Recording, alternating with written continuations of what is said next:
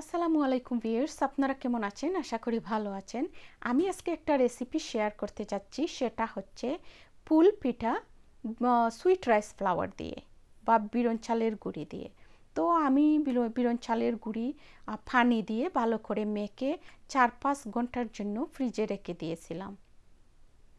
এখন আমি এটা বের করে এনে হাত দিয়ে কষলে কষলে গুঁড়ি করে নিয়েছি, আর একটা স্ট্রেইনার দিয়ে এভাবে আমি চেনে নিচ্ছি।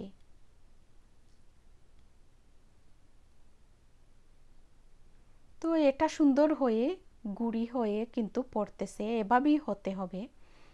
তো আমি ভালো করে চেনে নিচ্ছি। এখন আমি আরেকটা পাত্রে চিনি দিয়ে নারিকেলটা ভেজে নিয়েছি, এক টুকরো তেজপাতা, দারচিনি আর এলাচি দিয়ে। আমার গুঁড়িটা হয়ে গেছে। এখন আমি পিঠা বানিয়ে নেব।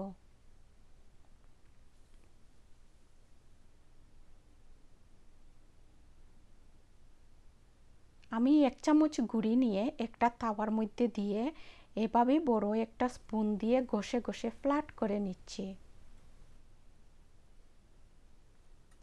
চুলার আঁচটা মিডিয়ামে থাকতে হবে। এখন আমি চামচ দিয়ে নারিকেলটা আলতো করে লাইন করে দিয়ে দেব। এখন আমি একটা সাইড থেকে এটাকে তুলে আমি পাটিসাপটা পিঠার মতো ফোল্ড করে নেব।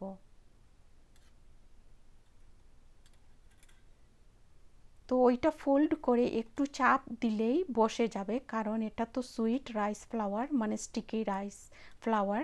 তো এটা আলতো করে চাপ দিলেই বসে যায়। এই তো হয়ে গেল পুল পিঠা সুইট রাইস ফ্লাওয়ার দিয়ে। আর যদি আপনাদের ভালো লাগে ট্রাই করবেন, কমেন্ট বক্সে জানাবেন। ধন্যবাদ সবাইকে।